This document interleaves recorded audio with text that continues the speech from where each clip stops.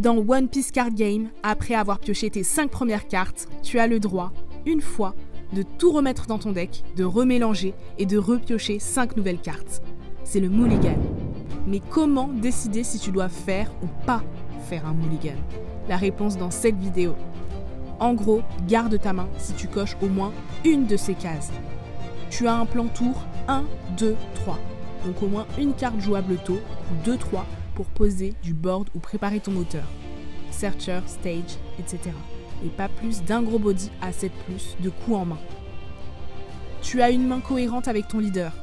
Si deck aggro, tu veux des petits body et ou de la pression rapide, pas 5 events lents à jouer. Si deck control value, tu veux des pioches, du setup, du removal, pas des body random. Tu as un minimum de défense. Avoir 2 counters plus 2000 ou une carte qui t'aide à tenir en début de game, bloqueur, gestion, trigger utile, c'est souvent un bon signe. Exemple de main à garder. Un body coup 2, un body coup 3, un searcher, une event utile, une carte un peu lourde. Tu joues dès le tour 2, tu prépares la suite, tu as des options. C'est pas mal. Fais presque toujours un mulligan. Si tu n'as rien à jouer avant 4-5 dons, si tu as trop d'events et quasiment aucun personnage, si tu as 0 moteur, pas de searcher, pas de pioche, et une curve éclatée, si l'autre a un deck aggro et ta main n'a aucune défense, pas de counters, pas de board early.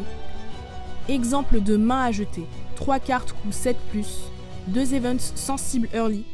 Même avec le meilleur leader du monde, tu vas regarder l'autre jouer, donc non.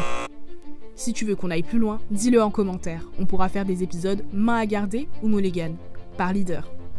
En attendant, abonne-toi, like, mets la vidéo en favori et viens préparer tes prochains decks sur cartonepiste.fr.